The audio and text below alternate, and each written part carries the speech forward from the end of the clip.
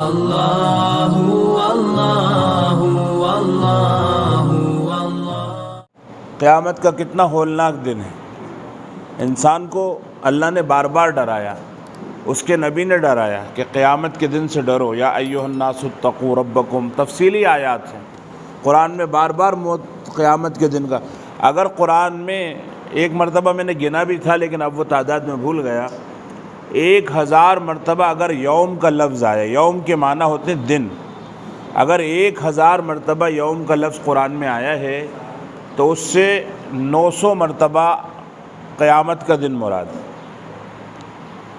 ہے نا۔ یہ دن ہو رہے ہیں، یہ رات ہو رہی ہے۔ آج کون سی تاریخ ہے؟ 2 تاریخ ہے آج۔ یہ جو دن ہے ان کا تذکرہ تو اللہ نے فرمایا ہے 100 مرتبہ، اور قیامت کے دن کا تذکرہ فرمایا ہے 900 مرتبہ۔ تو پھر یاد رکھنے کی اور اہتمام کرنے کی کون سی چیز ہے؟ اہتمام کرنے کے لائق کون سا دن ہے؟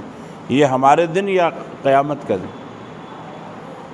اللہ فرماتا تلک الایام نداولها بین الناس، ان دنوں کا تذکرہ فرما کے اسے بھی ہلکا فرما کر دیا کہ یہ جو دن ہے یہ اللہ تعالیٰ انہیں الٹتا پلٹتا رہتا ہے۔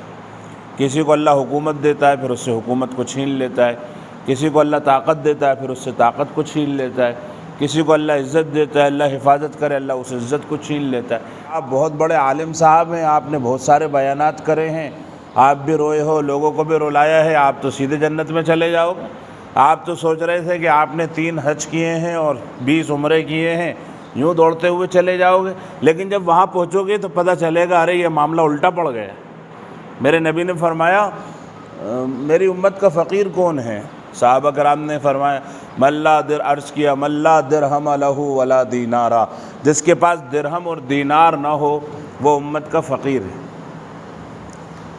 تو اللہ کے نبی نے فرمایا کہ نہیں، میری امت کا فقیر تو وہ شخص ہے جو بہت ساری نیکیاں لے کر آئے، نیکیوں کے ڈھیر ہیں، پہاڑ ہے، اور وہ بھی اپنی محنت پہ ناز کر رہا ہے، اور فرشتے بھی عش کر رہے ہیں، اور ساری مخلوق رشک کر رہی ہے کہ یہاں تو ایک ایک نیکی کے لالے پڑے ہیں اور اس کے پاس تو ڈھیر لگا ہوا ہے۔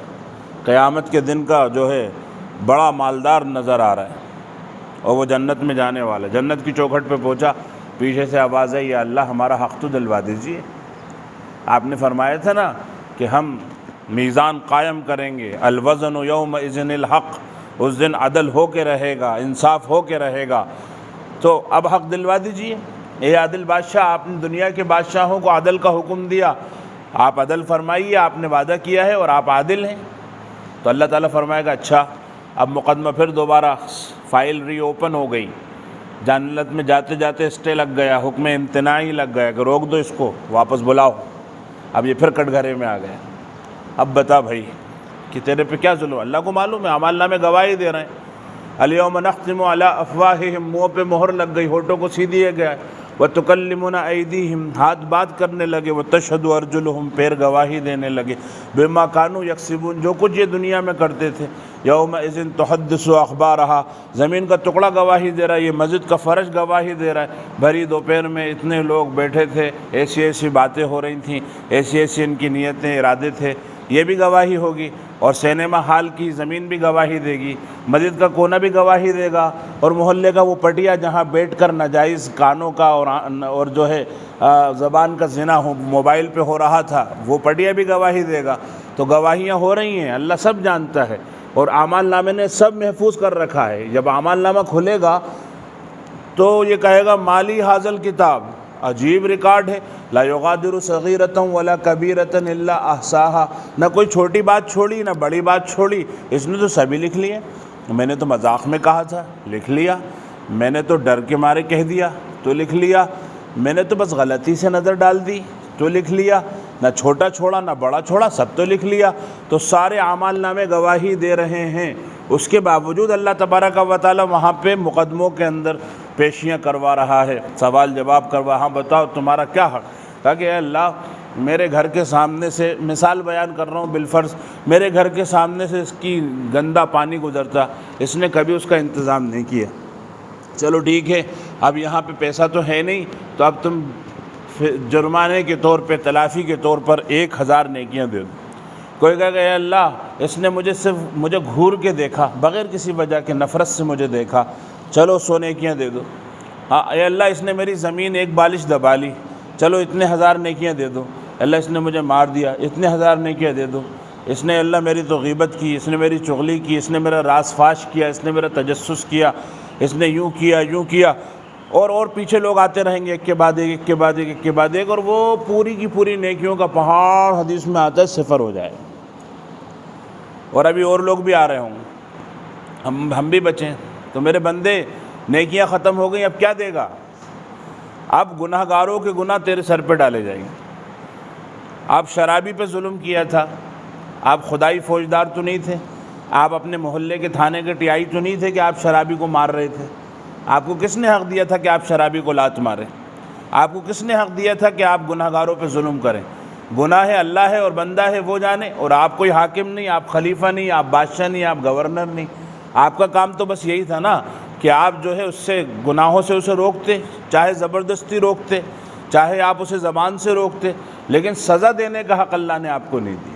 تو وہ شرابی پہ ظلم کیا ہے، تو خود صوفی صاحب شراب کی بوتل سے کبھی ہاتھ نہیں لگایا، لیکن شرابی پہ ظلم کرنے کی وجہ سے اس کی سارے جام ان کے اعمال نامے میں لکھ دیے۔ جواری پہ ظلم کرنے کی وجہ سے اس کا جوا ان کے اعمال نامے میں لکھ دیا گیا۔ میرے آقا نے فرمایا جہاں نیکیوں کے ڈھیر تھے وہاں پہ برائیوں کے ڈھیر لگ جائیں گے۔ یہ شخص دوسروں کے گناہوں کا بوجھ اپنے سر پہ لے کر اور اپنے ساری اعمال کو برباد کر کر یہ جہنم میں جا کر گرے گا۔ یہ میری امت کا فقیر۔ اس لیے فرمایا قیامت کا دن یوم التغابن ہے، دھوکہ کھانے کا دن ہے۔ فضائل اعمال میں شعر لکھا ہے نا جس کا ترجمہ ہے کہ جب غبار ہٹے گا تو سمجھ میں آئے گا گھوڑے پہ سوار تھے یا گدھے پہ سوار تھے۔ آج تو خوب سمجھ رہے ہیں اپنے آپ کو، ذرا سا تبلیغ کر لی تو بہت، ذرا عالم صاحب، قاضی صاحب، نائب قاضی صاحب ہو گئے تو صاحب بہت، صاحب بس اب دماغ آسمان پہ پہنچ گئے، وہاں سمجھ میں آئے گا۔ بعض تو ایسے بھی ہوں گے کہ وہ جہنم میں پڑے ہوں گے اور عذابوں میں مبتلا ہوں گے، اور جنتی آ جائیں گے ان کی خیریت پوچھنے کہ ارے فلاں صاحب ہم تو آپ کے کہنے سے ہی دین کے رستے پہ پڑے تھے اور ہم تو جنت میں پہنچ گئے، آپ یہاں کیسے پڑے رہ گئے؟ تو وہ کہیں گے کہ ہم جو کہتے تھے اس پر عمل ہی نہیں کرتے تھے، ہمارے اندر اخلاص ہی نہیں تھا، تو ہماری وجہ سے تم تو گئے جنت میں اور ہم گئے جہنم میں۔ تو اللہ چاہے اللہ بس نجات عطا فرما دے۔ ہاں، یوم التغابن دھوکہ کھا جانے کا دن ہے، یوم التنادی چیخ و پکار کا دن ہے، یوم یجعل الولدان شیبا وہ دن ہے جس کا دباؤ اور ٹینشن بچوں کو بوڑھا کر ڈالے گا۔ ایسے خطرناک دن میں جب ہاہکار مچا ہوگا، سبعۃ یظلھم اللہ فی ظلہ، 7 قسم کے لوگوں کو اپنا عرش کا سایہ اللہ عطا فرمائے گا۔ اور اللہ نے تو فرمایا، اللہ کے نبی نے فرمایا یظلھم اللہ فی ظلہ، اللہ اپنے سائے میں رکھے گا، اپنے سائے میں۔ لیکن اب اپنا سایہ کیسے ہم اسے سمجھیں گے؟ تو علماء نے تعویل کر کے کہا مطلب یہ ہے کہ اللہ کے عرش کا سایہ، اللہ اپنے عرش کے سائے میں رکھے گا، لیکن نسبت ذات اللہ کی طرف ہے، یہ محبت کی حد ہے۔ ماں اپنے دامن میں رکھ رہی ہے، اپنے آنچل کے دامن میں رکھ رہی ہے، لیکن کیا کہتے ہیں یہ باپ کا سایہ، ماں کا سایہ، نہ باپ کا سایہ نہ ماں کا سایہ، باپ کی محبت کا سایہ۔ ایسے اللہ کی محبت کا سایہ اللہ کے عرش کے سائے میں اللہ رکھے گا 7 قسم کے لوگوں کو، جن میں ایک وہ شخص بھی ہوگا رجل قلبہ معلق بالمساجد، جس کا دل مسجد میں اٹکا ہو، مسجد میں لٹکا ہو، مسجد میں اسے چین آتا ہو۔ کہتے ہیں نا، مثل مشہور ہے جو ہے غالباً مالک ابن دینار کا قول ہے کہ المؤمن فی المسجد کالسمک فی الماء والمنافق فی المسجد کالطائر فی القفص۔ مومن مسجد میں ایسا ہوتا ہے جیسے مچھلی پانی میں ہوتی ہے، اور منافق مسجد میں ایسا ہوتا ہے جیسے پرندہ پنجرے میں ہوتا ہے۔ تو مچھلی کیسے پانی میں ہوتی ہے کہ اسے باہر نکالو تو تڑپنے لگتی ہے۔ وہ بچپن میں پویم پڑھی تھی، مچھلی جل کی رانی ہے جیون اس کا پانی ہے، ہاتھ لگاؤ ڈر جاتی باہر نکالو مر جاتی۔ تو ایسے ہی مومن ہے، باہر نکلے گا تو اسے گھٹن ہوگی، اسے الجھن ہوگی، اسے پریشانی ہوگی، پھر بھاگ کے مسجد میں چلا جائے۔ اس کا کوئی پتہ پوچھے تو لوگ کہیں گے کہاں؟ مسجد میں مل جائیں گے۔ گھر والے دیکھیں ارے کہاں چلے گئے؟ مسجد میں گئے ہوں گے۔ تو یہ مومن کا مزاج ہے، اس کا دل مسجد میں اٹکا ہوا ہے، مسجد میں لٹکا ہوا ہے۔ اور منافق کا مزاج کیا ہے؟ مسجد میں دل ہی نہیں لگتا، بھاگ کے باہر جاتا ہے۔ اور مالک ابن دینار نے رحمۃ اللہ علیہ نے جو فرمایا کہ وہ ایسا ہے جیسے پرندہ ہوتا ہے پنجرے میں، 5 سال سے طوطا پال رکھا ہے، پھٹکی کھول کے دیکھیے کیا ہوگا، پھڑ کر کے اڑ جائے گا۔ آج کے بعض ایمان والوں کا یہ حال ہے کہ امام صاحب نے سلام پھیرا اور دعا کری اور ہاتھ یوں پھیرا، اس کے بعد آپ کو بالکل ایسی آواز آئے گی جیسے پرندہ اڑتا ہے، پھٹ پھٹ پھٹ پھٹ پھٹ۔ آپ مڑ کر دیکھیں گے کیا ہوا، سارے ایمان والے جو ہے پرندوں کے پروں کی آواز نہیں، مسلمانوں کے قدموں کی آواز ہے۔ کیا کر رہے ہیں؟ مسجد سے باہر جا رہے ہیں، بہت ارجنٹ کوئی کام ہے، ایمرجنسی، کہیں آگ لگی پڑی ہے اور یہ فائر بریگیڈ کے آفیسر ہیں، وہ بھاگ کے باہر چلے گئے۔ اور آپ یہاں پر اس کے بعد اعلان ہوا کہ بیٹھیے دین کی بات ہوگی، پھر بیان ہوا، پھر دعا ہوئی، پھر تشکیل ہوئی، پھر آپ نے چائے بھی پی لی، عابد بھائی نے بنا کے پلا دی چائے، آپ نے پی لی، اور پھر جب آپ اٹھ کے باہر گئے تو وہ لوگ باہر ہی کھڑے ہوئے تھے، جو بھاگ کے تو ایسے گئے تھے کہ اب جو ہے جہانگیر آباد میں جا کے رکیں گے۔ تو کیا ہے، مسجد میں دل نہیں لگتا، یہ بہت بڑی علامت ہے ایمان کی کہ مسجد میں دل لگے تو ایمان ہو، مسجد میں دل نہ لگے تو خطرہ۔ اللہ کے نبی نے فرمایا جس کو مسجد میں آتے جاتے دیکھو اس کے ایمان کی گواہی دو، بھائی یہ کافی ہے۔ جو مسجد میں آتا جاتا اللہ کا مہمان بنتا ہو، گویا کہ اللہ کا پڑوسی ہو، اللہ سے ملاقاتیں کرتا ہو اور وہ منافق ہو، ایسا نہیں ہو سکتا۔ اس لیے آپ دیکھیں گے انسان 4 نمازیں پابندی سے پڑھ لے گا، ایمان کمزور ہوگا، فجر نہیں پڑھی جائے گی، کیونکہ 5 نمازیں پڑھ لیں گے تو پھر تو ایمان مضبوط ہو جائے گا، اللہ کے نبی کی مہر لگ جائے گی۔ تو اب جو نمازیں نہیں پڑھتے، ساری نمازیں پڑھتے ہیں، فجر نہیں پڑھتے، تو پتہ چلا کہ ان کے ایمان پر ابھی تک اللہ کے نبی کی سند نہیں ملی۔ سند انہیں ملے گی جو 5 نمازوں کو پابندی سے پڑھتے ہوں گے۔ اچھا، ہمارا بھی برتاؤ مسجدوں کے ساتھ ایسا ہے جیسے ہماری پڑوسی قوموں کا اپنے عبادت خانوں کے ساتھ، بھئی آئے، دروازہ کھولا، تالا کھولا، گھنٹی بجائی، پھر تالا لگایا، گھر چلے گئے۔ آج ایمان والے کا یہی تو حال ہے، مسجد کو بھی اس نے ایسے ٹریٹ کرنا شروع کر دیا، کھول دیا، آ گئے، نماز پڑھ لی، لگا دیا۔ مسلمانوں کی مسجد 24 گھنٹے آباد ہونا چاہیے، کسی بھی وقت انسان جو ہے اسے کوئی ضرورت پیش آئے، اسے دروازہ کھٹکھٹانے کی ضرورت ہی نہیں پڑے، وہ مسجد میں آ جائے کہ مجھے 10-20 لوگ مسجد میں مل جائیں گے، جس میں پڑھے لکھے بھی ہوں گے، ہو سکتا ہے ڈاکٹر صاحب بھی ہوں، ہو سکتا ہے کہ فلاں صاحب بھی ہوں، تو 10-20 لوگ ہمیشہ مسجد میں ملیں گے، ہمیشہ مسجد میں حلقہ لگا ہے، کہیں تعلیم کا حلقہ ہے، تو مسجد تو ہماری بن گئی الحمدللہ، اور بہت بڑی فضیلت ہے۔ لیکن مسجد کو آباد کرنا بھی ہماری ذمہ داری۔ مسجد تو بنا دی شب بھر میں ایمان کی حرارت والوں نے، من اپنا پرانا پاپی ہے، برسوں میں نمازی بن نہ سکے۔ مسجد بنانا بھی ہماری ذمہ داری، اور نمازی بن کے دوسروں کو نمازی بنانا ہماری ذمہ داری، اور مسجد کا آباد کرنے والا بنانا ہماری ذمہ داری۔ تو ماشاءاللہ مسجد تو بن گئی، بہت بڑی فضیلت کی بات ہے۔ اللہ کے نبی نے تو فرمایا من بنا للہ مسجدا بنى اللہ لہ بیتا فی الجنہ، جو اللہ کے لیے مسجد بنائے گا اللہ جنت میں اس کے لیے گھر بنائے گا۔ اب ہر ایک انسان کی ایسی حیثیت تو نہیں ہے کہ وہ گھر مسجد بنائے، وہ اپنے گھر نہیں بنا پایا بیچارہ، تو پورا اللہ کا گھر کیسے بنائے گا؟ تو فرمایا من بنا للہ مسجدا کمفحص قطعۃ او اکبر منها او اصغر بنى اللہ لہ بیتا فی الجنہ، کہ جس نے اللہ کے لیے مسجد بنائی تیتر کے گھونسلے کے برابر۔ اب یہ کوئی شکاری ہوگا تو وہ بتائے گا کتنا بڑا ہوتا ہے۔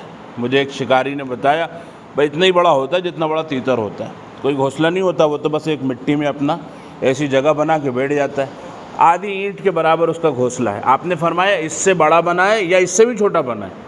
اس سے بھی چھوٹا کہ اللہ کا گھر بنے گا، مطلب یہ ہے آدھی اینٹ بھی تیری لگ گئی، اس کے بدلے میں اللہ تجھے جنت کا محل عطا فرمائے۔ ایک بہت بڑے عرب کے انسان تھے، انہوں نے مسجدوں کو ساری دنیا میں مسجدیں بنائی۔ وہ کہتے ہیں کہ میں نے یہ چاہا کہ ایک مرتبہ پوری مسجد میں اپنے پیسے سے بناؤں، کوئی چندہ نہیں۔ میں بھی ارب پتی آدمی ہوں، میری فیکٹری ہے، میرے سارے دوست کروڑ پتی، تو میرا جی چاہا کہ اپنے پیسے سے ایک پورا گھر بناؤں۔ بنانے چلے، سب سے کہہ دیا کوئی چندہ نہیں کرے گا، لوگ آئے اوپر تپت کر یہ نہیں میرا پیسہ لگے گا۔ نہ سب سے کہہ دیا مستریوں سے، لیبر سے، ٹھیکیدار سے، کہیں سے پیسہ مت لینا۔ مسجد بن کے شاندار تیار ہوئی، اب افتتاح ہونے والا ہے۔ ایک دن پہلے بہت خوش ہیں، کل افتتاح ہوگا، سارے انتظامات ہو گئے، بڑے بڑے مہمان آئیں گے۔ اور رات میں خواب یہ دیکھا کہ جنت کی سیر کر رہے ہیں، ایک بہت شاندار محل نظر آ رہا ہے۔ فرشتے کہنا یہ تیرا محل ہے کیونکہ تو نے اللہ کا گھر بنوایا۔ بڑے خوش ہوئے، تھوڑا پلٹ کے دیکھا تو ایک دوسرا محل بھی وہیں ویسے ہی نظر آ رہا ہے، 19 تھوڑا کم کوالٹی میں، یہ 20 تو وہ 19۔ یہ کس کا محل ہے؟ یہ کس کا محل ہے؟ تو کہا یہ اس کا محل ہے جس نے مسجد بنانے میں تمہاری مدد کری، تمہارا تعاون کیا۔ تو ان کی نیند کھل گئی، گھبرا گئے کہ میں نے تو کسی سے پیسہ نہیں لیا اور بالکل 19 محل اس کو مل گیا، جیسے میں نے 1 کروڑ روپے اگر خرچ کرے ہیں تو 90 کروڑ اس نے بھی خرچ کیے ہیں، ایسا بڑا محل اس نے دیا، 100 کروڑ اور اس نے 90 کروڑ۔ تو گھبرا کے اٹھے اور لوگوں سے پوچھا بھائی کس نے پیسہ لگایا، خوب انکوائری کری، سب نے کہا نہیں پیسہ کسی کا نہیں لگا۔ آخر میں ایک مزدور نے یہ کہا کہ میں مسجد کی ترائی کر رہا تھا اور میری بالٹی میں سے پانی پھینک رہا تھا، پھوٹی ہوئی تھی، تو ایک وہ فلاں بنگلے کے اندر ایک جو ہے افریقی سیاہ فام عورت کام کرتی ہے، وہ گزر رہی تھی، اس نے میری بالٹی میں سے پانی گرتے دیکھا تو اپنی بالٹی مجھے دے دی کہ اس سے ترائی کرو، اس سے ترائی کرو۔ تو جب شام کو میں نے بالٹی واپس کری تو اس نے کہا نہیں میری طرف سے ہدیہ ہے، تم روزانہ اسی سے ترائی کیا کرو۔ تو کہا اسے لے کر آؤ، اسے ڈھونڈا گیا، اسے لایا گیا۔ شیخ نے کہا کہ یہ تمہارے 20 درہم، 100 درہم، ایک چھوٹی بالٹی کے یہ درہم اتنے لو۔ اس نے کہا نہیں میں نہیں لوں گی۔ انہوں نے کہا لے لو۔ اس نے کہا نہیں لوں گی۔ ضد کی کہ چلو تم 1000 درہم لے لو، 10,000 درہم لے لو، یہاں تک کہ لاکھوں درہم کا آفر کر دیا، اور اس نے کہا کہ میں نہیں لوں گی۔ جب بہت پریشان ہو گئے تو اس نے کہا شیخ صاحب آپ پریشان نہ ہو، آپ مجھے جتنے پیسے مسجد میں لگائیں اتنے بھی دو گے تو میں نہیں لوں گی، کیونکہ جو خواب آپ نے دیکھا ہے وہ میں نے بھی دیکھا ہے۔ تو میرا جو ہے محل تیار ہے ایک بالٹی کی وجہ سے۔ یہ تو چھوٹی سی بات ہے، محل اللہ قبول کر لے تو وہ تو نقطہ نواز ہے، ذرہ نواز ہے۔ اخلاص کے ساتھ انسان جو ہے بس خدمتیں کرے۔ اچھا ایک بات اور میں درخواست کروں گا کہ سارے دین کے کاموں کو اپنا کام سمجھو، یہ نہیں کہ مسجد ہمارا بنانا یہ ان کا کام ہے، اپنا تو یہ کام نہیں، سارا کام ہمارا کام ہے۔ استخلاص کو غلط طریقے سے نہیں سمجھنا ہے کہ اب ہم نے سارے کاموں سے استعفیٰ دے دیا ہے۔ اپنے دعوت والے کام میں، مدرسے والوں کو اپنے مدرسے کے کام میں، خانقاہ والوں کو اپنے کام میں دل جمعی کے ساتھ ڈوب جانا ہے، لگ جانا ہے۔ لیکن جتنے معاشرے میں دین کے کام ہو رہے ہیں اس میں ہمارا حصہ تو کچھ نہ کچھ لگنا چاہیے، کچھ نہیں تو کم سے کم ترغیب۔ ہم نے ایسے لوگوں کو بھی دیکھا اور تجربہ کیا کہ اچھے سمجھدار ہیں، یہاں تک کہ ہمارے دوستوں میں سے، علماء میں سے دین کا کچھ کام کر رہے ہیں تو آ کے کہتے ہیں ارے تم یہاں کہاں لگ گئے، یہاں کہاں پھنس گئے، یہ اپنا کام نہیں، سارا دین کا کام اپنا کام ہے۔ اور کون کرنے آئے گا؟ مدرسہ کون کرنے؟ مکتب کس کا کام ہے؟ مکتب کس کا؟ کیا وہ رام لال جی کریں گے؟ ہم ہی کریں گے، ہمارا کام ہے۔ تو سارے دین کے کاموں میں ہمارا حصہ لگنا چاہیے۔ اور اگر ہم نے کسی بھی دین کے کام کو حقیر سمجھا، اپنے میدان میں چاہے ہم کتنے بڑے جھنڈے گاڑ لیں، دین کے کاموں کو حقیر سمجھنے کی وجہ سے کوئی بھی معاملہ کل قیامت میں الٹا پڑ سکتا ہے، اور قیامت کے دن ہمارے لیے یوم التغابن ثابت ہو سکتا ہے۔ اس لیے ہمیں ہر دین کے کام میں ہم اپنا حصہ لگانا ہے۔ اتنا نہیں کر سکتے تو کم سے کم اسے محبت کی نگاہ سے دیکھنا ہے، دین کا کام کرنے والوں کو کے لیے دعائیں کرنا ہے، کسی کو روکنا نہیں ہے کہ نہیں تم بھی مت کرو میں بھی نہیں کر رہا، سارے دین کے کام ہمیں کرنا ہے۔ اللہ تعالی ہم سب کو عمل کی توفیق عطا فرمائے۔